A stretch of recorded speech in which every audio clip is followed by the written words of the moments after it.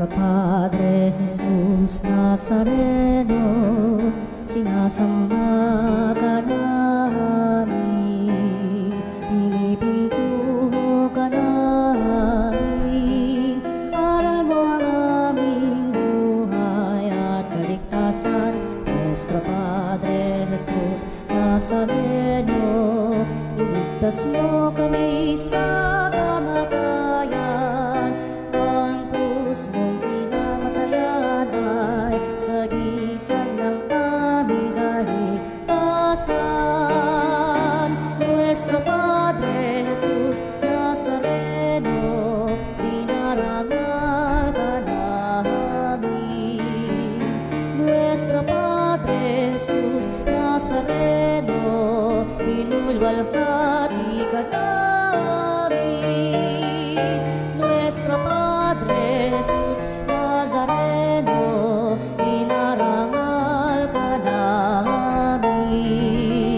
Nuestro Padre Jesus Nazareno, inulwalhati ka namin. Panalangin sa karangalan ng Nuestro Padre Jesus Nazareno. Sa ngalan ng Ama at ng Anak at ng Espiritu Santo. Amen. O Jesus Nazareno, katamis-tamisan naming manunubos, sa harap mo ngayon naririto kami't nangangayupapa at nagsisisi ng taos-puso sa aming pagiging walang turing sa iyo at paglimot sa di mabilang na mga biyaya mo, lalong-lalo na yaong mahalagang biyaya ng pagtutubos. Dinaramdam namin at pinagsisisihang labis, Panginoon ko, ang pagkakasala namin sa iyo. Ikinalulungkot namin ang pagiging dahilan ng pagpapasan mo ng krus na iyan sa gitna ng mga hirap at kapaitan, hanggang sa inihandog mo ang iyong buhay sa bundok ng Kalbaryo, sa pagkaibig mo lamang na matubos kami at ang sangkatauhan mula sa sala. Pakabanalin mo, O Panginoon, ang aming pagnanais at ipagtanggap mo sa amin ang iyong biyaya. Maging tagapamagitan nawa ang iyong ina, ang kalinis-linisang Birheng Maria.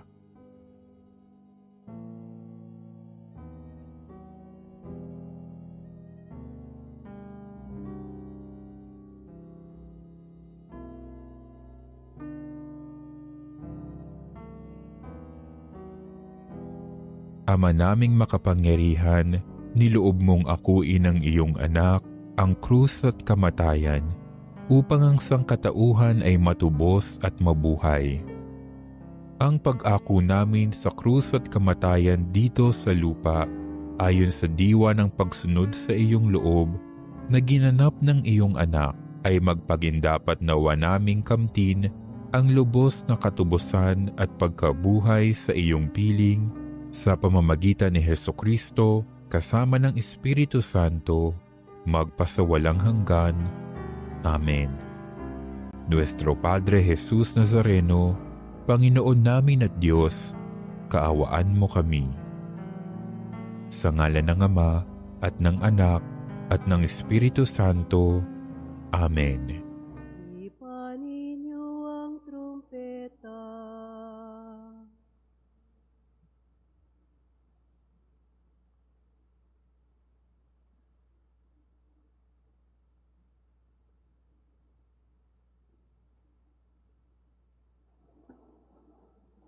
Sa ngalan ng Ama at ng Anak at ng Espiritu Santo. Amen. Ang pagpapala ng ating Panginoong Hesukristo, ang pag-ibig ng Diyos Ama, at ang pakikipagkaisa ng Espiritu Santo, naway sumainyong lahat. At sumaiyo rin. Ngayon po ay ginugunita natin ang kapisahan ni Santo Tomas de Aquino, isang pari at pantas ng simbahan. Mga kapatid, aminin natin ang ating mga kasalanan upang tayo'y maging marapat gumanap sa banal na pagdiriwang.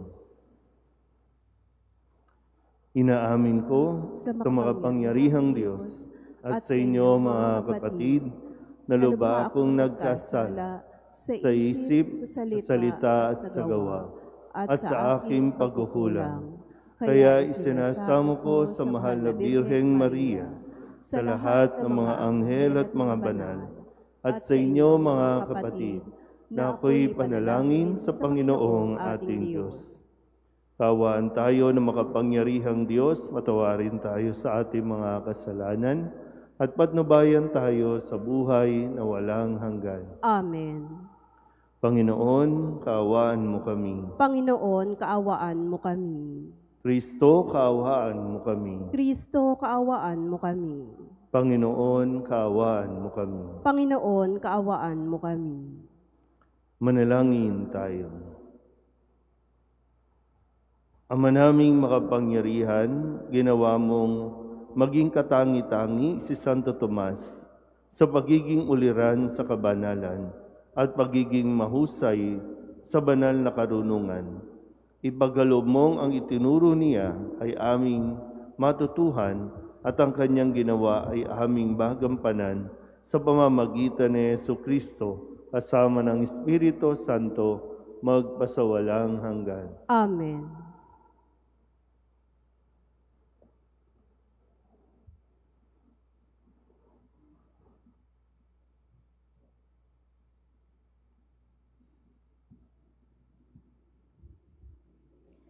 Pagbasa mula sa sulat sa mga Hebreo.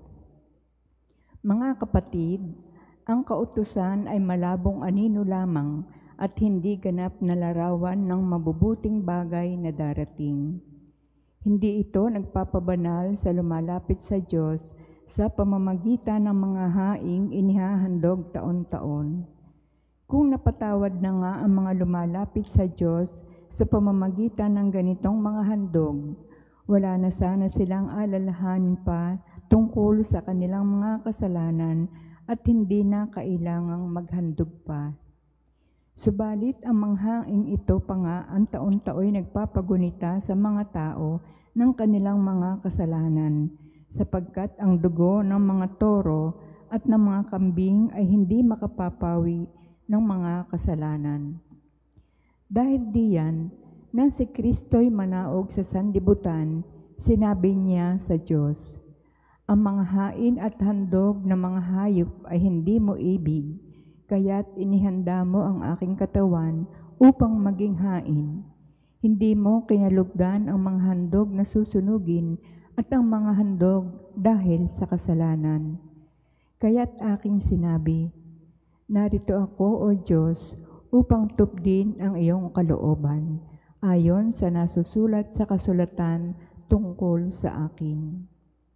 Sinabi muna niya, hindi mo inibig o kinalugdan ang mga hain at handog ng mga hayop, mga handog na susunugin at mga handog dahil sa kasalanan, bagamat ito'y inihahandog ayon sa kautusan.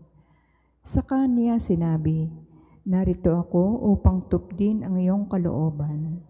Inalis ng Diyos ang unang handog at pinalitan ng handog ni Kristo. At dahil sa kanyang pagsunod sa kalooban ng Diyos, nilinis tayo ni Jesucristo sa ating mga kasalanan sa pamamagitan ng minsang paghahandog ng kanyang sarili, at ito'y sapat na. Ang salita ng Diyos. Salamat sa Diyos. Handa akong naririto upang sundin ang loob mo. Handa akong naririto upang sundin ang loob mo. Ako ay naghintay sa aking Panginoon, at dininig niya ang aking pagtaghoy. Tinuruan niya ako pagkatapos ng bagong awiting pampuri sa Diyos. Handa akong naririto upang sundin ang loob mo. Ang mga panghandog, pati mga hain at mga hayop na handang sunugin, hindi mo na ibig sa dambana dalhin, upang iyong salay iyong patawarin. Sa halip, ang iyong kaloob sa akin ay ang pandinig ko, upang ika'y dinggin. Handa akong naririto upang sundin ang loob mo. Ang pagliligtas mo'y aking inihayag, saan man magtipon ang iyong mga anak, di ako titigil ng pagpapahayag. Handa akong naririto upang sundin ang loob mo. Ang pagliligtas mo'y ipinagsasabi, di ko inilihim sa aking sarili, pati pagtulong mo't pag-ibig na tapat sa mga lingkod mo'y isinisiwalat. Handa akong naririto upang sundin ang loob mo. Alleluia,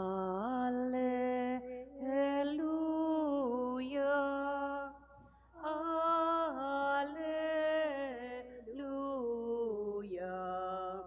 Alleluia,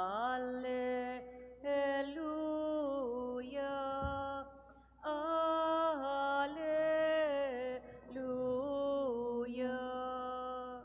Papuri sa Diyos Ama, pagkat ipinahayag niya, hari siya ng mga aba. Alleluia, Alleluia,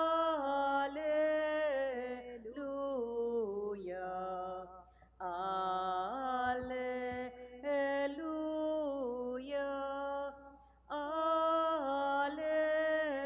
Alleluia. Sumainyo ang Panginoon. At sumaiyo rin. Ang mabuting balita ng Panginoon ayon kay San Marcos. Papuri sa iyo, Panginoon. Noong panahong iyon, dumating ang ina at mga kapatid ni Jesus. Sila'y nasa labas ng bahay at pinatawag siya. Noon na may maraming taong nakaupo sa palibot ni Jesus at may nagsabi sa kanya, "Nariyan po sa labas ang inyong ina at mga kapatid, ipinatatawag kayo." "Sino ang aking ina at mga kapatid?" ani Jesus. Tumingin siya sa mga nakaupo sa palibot niya at nagwika, "Ito ang aking ina at mga kapatid. Sapagkat ang sinumang tumatalima sa kalooban ng Diyos ay siya kong ina at mga kapatid." Ang mabuting balita ng Panginoon. Pinupuri ka namin, Panginoong Heso Kristo. Isang magandang umaga po sa inyong lahat. Ngayon po ay Martes ng ikatlong linggo sa karaniwang panahon at sa tulong ni Santo Tomas de Aquino na siyang naging haligi rin ng ating simbahan dahil sa kanyang karunungan, nawa ay atin pong maunawaan ang mensahe ng ating pong Panginoon sa araw na ito. Ang ebanghelyo natin ay hinango kay San Marcos chapter 3 verses 31 to 35. At kung babalikan po ninyo ito bago yung verse 31, yung kahapon, kung nakapagsimba po kayo kahapon, yung verses 22 to 30, ang kaganapan po dito ay, kumbaga, pinuntahan siya o dumating yung ilang mga iskriba at sinabing, inaalihan ni Beelzebul, ang prinsipe ng demonyo, si Jesus, kung kaya't nakakagawa siya ng mga ganong mga pagpapagaling, pagpapalayas ng demonyo. No? Kaya lang niya nagagawa yan ay dahil kay Beelzebul. Ibig sabihin, sinasabihan siya na kampon ng demonyo. So kung may mga ganitong eksena, sino ang unang didepensa sa inyo? Kapag may mga ganito ng kaganapan, sino ang re-rest back? Sino ang magre-react? Pamilya. Kaya nga ngayon, sa kasunod na kwento, sa kasunod na bahagi ng kasulatan, sabi po dito, dumating ang kanyang ina at mga kapatid, nasa labas, at ipinatatawag siya. So, pwedeng ganun, no? Pwede natin, bakit ba dumating ang ina ni Jesus? Bakit dumating ang mga kasamahan pa niya? Para ba ipagtanggol siya? So, hindi natin alam ko pipigilan na ba nila si Jesus? Pagbabawalan na ba na itigil mo na nga yan? Kasi kung ano-anong pinagsasasabi sa iyo. Kasi yung sitwasyon, nasa loob pa sila Jesus, nagtuturo pa siya, at ang kanyang ina at mga kapatid ay nasa labas at gusto na siyang kunin. Pwedeng dahil para ipagtanggol, para protektahan. Pero si Jesus, malinaw sa kanya na kung ano ang misyon niya at kung ano ang dapat niyang gawin. Ipagpatuloy. Kaya nga hindi siya dapat panghinaan ng loob. At lalong-lalo na hindi pwedeng maging hadlang ang kanyang pamilya para magawa niya ang kanyang misyon. Kaya nawa, ang ganun din sa magandang mapagnilayan natin kung tayo ba bilang pamilya, kung meron tayo, bilang pamilya, tayo ba ay nakakatulong na mapalakas ang loob ng ating pong pwedeng anak o ng kapatid?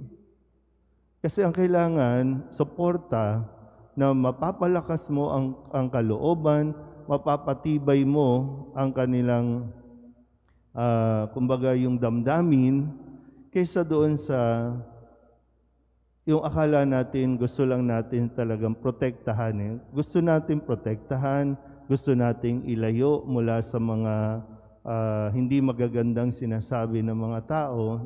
Ganun ang akala nating makakabuti o makakatulong sa miyembro ng ating pamilya. Pero dito, pinapakita sa atin ni Jesus na ang kailangan lang talaga ay yung unang-una na ang maniniwala sa iyo ay ang iyong pamilya. Kasi sila naman talaga ang nakakakilala sa iyo. Importante kasi din yung meron kang backup, yung meron kang suporta talaga para matapos mo o maipagpatuloy mo. Kasi napakadali naman talagang i-pull out. Halika na nga dito, huwag ka na dyan. At ang pwede pa sabihin pati kami nadadamay sa iyo. Kaya tuloy, hindi na-achieve ng isang tao yung full potential niya o kaya naman hindi niya nararating yung destinasyon na dapat niyang mapuntahan dahil lamang mayroong mga overprotective family na pag inisip mo, kapakanan ba talaga nung miyembro? Kapakanan ba talaga ng pamilya ang iniisip? O yung kapakanan din nila na baka nasisira din ang kanilang pangalan, nadadamay sila, kaya gustong patigilin si Jesus? Sa tingin niya ba? Kung sa atin mismong pamilya, nakakatulong ba tayo para, sige lang, tuloy ang laban. Sige, tuloy. Kung sinasabihan ka ng mga kung ano-ano na umaabot sa puntong kampon ka ng demonyo, nandito kami, iyong pamilya, kilala ka namin, alam namin kung sino ka at kung ano ang hangarin mo, kaya tuloy mo lang yan. Ganun nawa, sa atin din mismong pamilya, maging tulong nawa tayo, hindi maging hadlang, kundi makatulong nawa tayong magawa natin kung ano ang misyon at responsibilidad na ibinigay sa atin ng Diyos. Amen?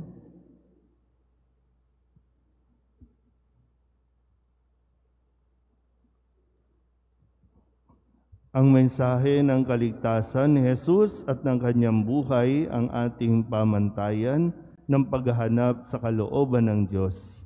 Manalangin tayo sa ating Diyos Ama upang tumalima at mamuhay tayo sa kanyang mga aral. Ang ating pong itutugon, Panginoon, dinggin mo ang aming panalangin. Panginoon, dinggin mo ang aming panalangin.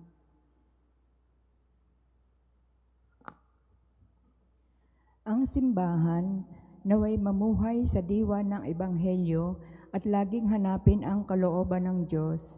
Manalangin tayo sa Panginoon. Panginoon, dinggin mo ang aming panalangin. Ang ating pananampalataya naway mapalalim natin sa pamamagitan ng ating paglilingkod sa mga dukha, may kapansanan at mga mahihina. Manalangin tayo sa Panginoon. Panginoon, dinggin mo ang aming panalangin. Tayong lahat naway maging mga tunay na miyembro ng pamilya ng Diyos sa pagiging tapat sa kalooban ng Amang nasa langit. Manalangin tayo sa Panginoon. Panginoon, dinggin mo ang aming panalangin. Ang salita ng Diyos naway gawin nating buhay sa pamamagitan ng pagsasabuhay nito sa lahat ng pagkakataon. Manalangin tayo sa Panginoon. Panginoon, dinggin mo ang aming panalangin. Ang mga namatay naway makatanggap ng walang hanggang liwanag at walang hanggang kapahingahan. Manalangin tayo sa Panginoon. Panginoon, dinggin mo ang aming panalangin. Idulog din natin sa Panginoon ang ating mga personal na kahilingan at mga panalangin para sa ating mga pamilya, kasama din ang mga kahilingan ng mga nanonood sa online. Lahat ng mga misang pasasalamat, special na intensyon, agarang paggaling ng mga may sakit, tang lahat ng mga kaluluwa na inihiling na ipagdasal sa misang ito.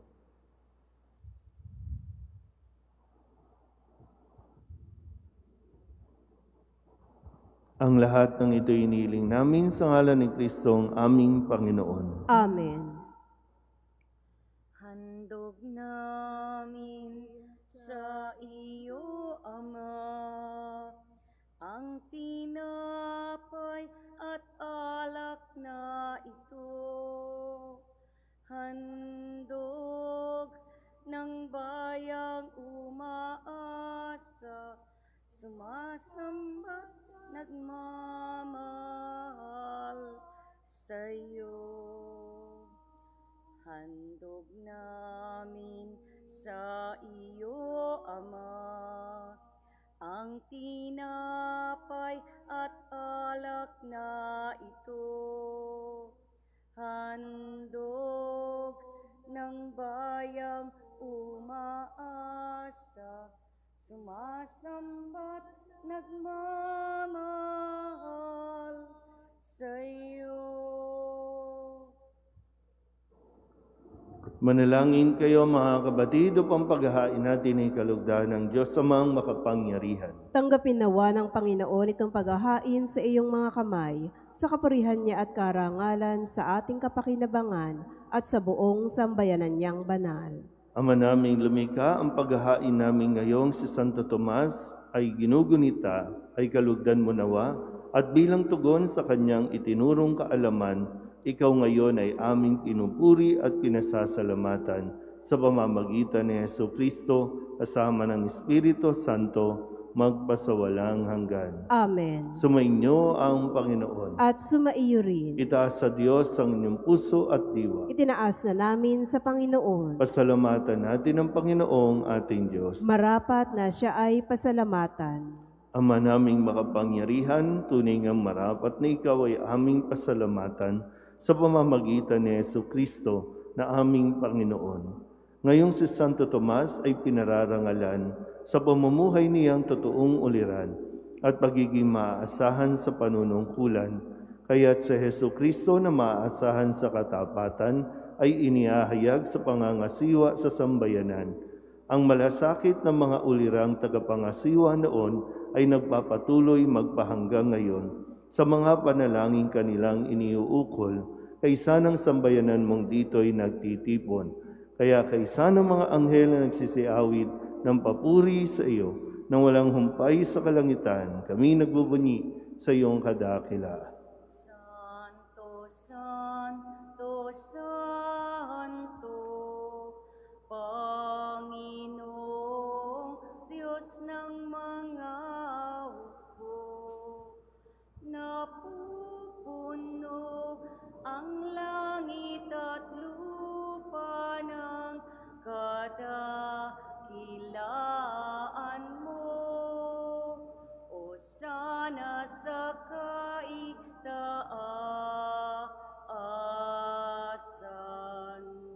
pinagpala ang naparirito sa ngalan ng Panginoon.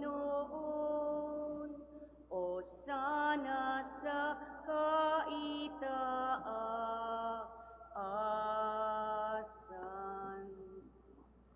Ama naming banal, ikaw ang bukal ng tanang kabanalan. Kaya't sa pamamagitan ng iyong Espiritu, gawin mong banal ang mga kaloob na ito upang para sa aming maging katawan at dugo ng aming Panginoong Heso Kristo. Bago niya pinagtiis ang kusang loob na maging handog, hinawakan niya ang tinapay, pinasalamatan kaniya, pinaghati-hati ni iyon, iniabot sa kanyang mga alagad at sinabi, "Tanggapin ninyong lahat ito at kanin, ito ang aking katawan na ihahandog para sa inyo."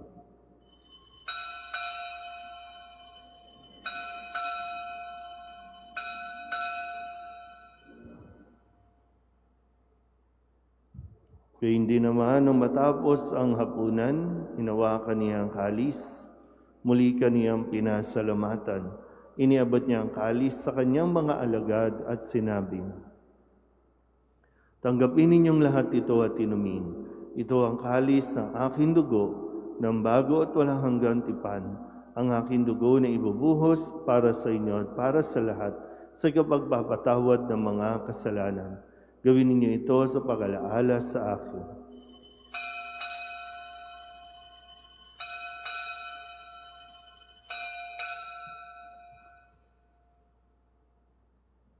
Ipagbunyi natin ang misteryo ng pananampalataya. Si Kristo'y namatay, si Kristo'y nabuhay, si Kristo'y babalik sa wakas ng panahon. Ama, ginagawa namin ngayon ang pag-alaala sa pagkamatay at muling pagkabuhay ng iyong anak. Kaya tiniaalay namin sa iyo ang tinapay na nagbibigay buhay at ang kalis na nagkakaloob ng kaligtasan. Kami nagpapasalamat dahil kami iyong minarapat na tumayo sa harap mo para maglingkod sa iyo. Isinasamo namin kami magsasalo-salo sa katawan at dugo ni Kristo ay mabuklod sa pagkakaisa sa pamamagitan ng Espiritu Santo. Ama, lingapin mo ang iyong simbahang laganap sa buong daigdig. Puspusin mo kami sa pag-ibig kay San Francisco na aming Papa at ni Jose na aming Obispo at ng Tanang Kaparian. Alalahanin mo rin ang mga kapatid namin na himlay na may pag-asang sila'y muling mabubuhay, gayon din ang lahat ng mga pumanaw. Kawaan mo sila at patuloyin sa iyong kaliwanagan. Kawaan mo at pagintapating kaming lahat na makasalo sa iyong buhay na walang wakas. Kaysa ng mahal na Birhen Maria na ina ng Diyos, ng kabiyak ng puso niyang San Jose, kaysa ng mga apostol at ng lahat ng mga banal na namuhay dito sa daigdig ng kalugod-lugod sa iyo, may pagdiwang nawa namin ng pagpupuri sa ikararangal mo sa pamamagitan ng iyong anak na aming Panginoong Heso Kristo. Sa pamamagitan ni Kristo, kasama niya at sa Kanya, ang lahat ng parangal at papuri ay sa iyo, Diyos Amang makapangyarihan, kasama ng Espiritu Santo, magpasawalang hanggan. Amen. Amen. Amen. Sa tagubilin ng manakagagaling na utos at turo ni Jesus, na Panginoon natin at Diyos, ipahayag natin ang lakas loob. Ama namin, sumasalangit ka, sambahin ang ngalan mo, mapasa amin ang kaharian mo, sundin ang loob mo dito sa lupa para ng sa langit. Bigyan mo kami ngayon ng aming kakanin sa araw-araw,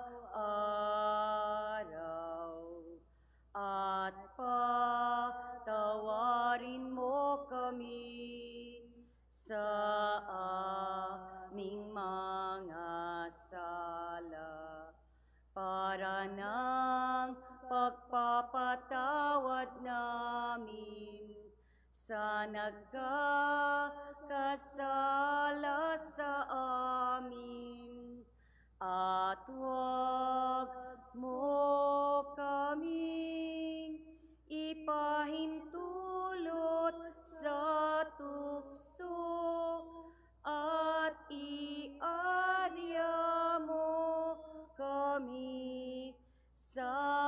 lahat ng masama. Hinihiling namin kami iadya sa lahat ng masama, pagkalooban ng kapayapaan araw-araw, iligtas sa kasalanan at ilayo sa lahat ng kapahamakan, samantalang aming pinananabikan ang dakilang araw ng pagpapahayag ng tagapagligtas naming si Jesucristo. Sapagkat iyo ang kaharian at ang kapangyarihan at ang kapurihan magpakailanman. Amen. Panginoong Jesucristo, sinabi mo sa iyong mga apostol, kapayapaan ang iniiwan ko sa inyo, ang aking kapayapaan ang binibigay ko sa inyo. Tunghayan mo ang aming pananampalataya at huwag ang aming mga pagkakasala. Pagkalooban mo kami ng kapayapaan at pagkakaisa ayon sa iyong kalooban, kasama ng Espiritu Santo, magpasawalang hanggan. Amen. Ang kapayapaan ng Panginoon ay laging sumainyo. At sumaiyo rin. Magbigayan tayo ng kapayapaan sa isa't isa. Kordero ng Diyos na nag-aalis ng mga kasalanan ng sanlibutan, maawa ka sa amin. Kordero ng Diyos na nag-aalis ng mga kasalanan ng sanlibutan, maawa ka sa amin. Kordero ng Diyos na nag-aalis ng mga kasalanan ng sanlibutan, ipagkaloob mo sa amin ang kapayapaan.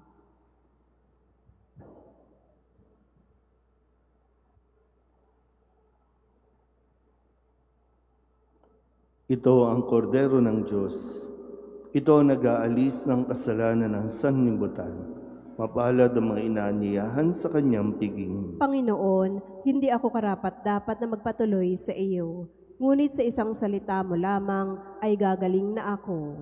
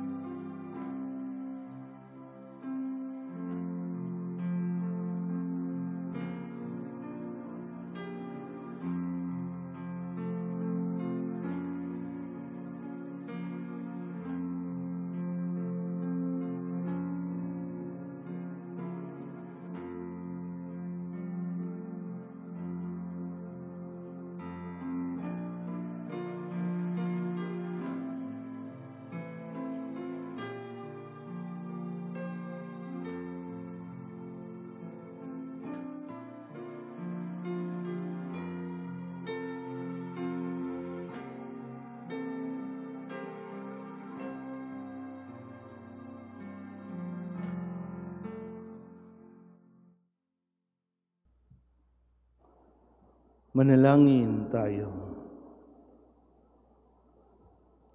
Ama naming mapagmahal, kaming nagsalo-salo sa bumubuhay na pagkain si Kristo, ay paturuan mo sa gurong si Kristo upang sa paggunita namin kay Santo Tomas de Aquino, kami matuto ng maaasahang katotohanan mo at sa pag-ibig ay magampanan namin ito sa pamamagitan din ni Jesucristo, kasama ng Espiritu Santo, magpasawalang hanggan. Amen. Sumainyo ang Panginoon. At sumaiyo rin. At pagpalain kayo ng makapangyarihang Diyos, Ama at Anak, at Espiritu Santo. Amen. Tapos sa ang banal na misa, humayo tayo sa kapayapaan ni Kristo. Salamat sa Diyos. Magandang umaga po.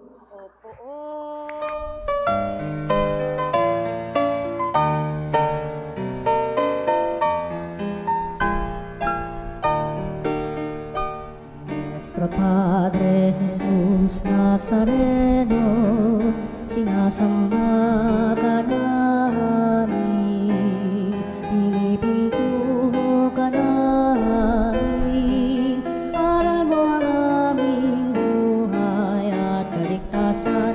Nuestro Padre Jesus Nazareno, iligtas mo kami sa kamatayan, ang krus mong pinamatayan ay sagisag ng aming kaligtasan.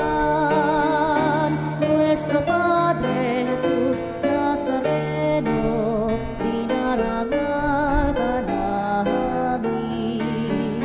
Nuestro Padre Jesus Nazareno, inulwalhati ka namin.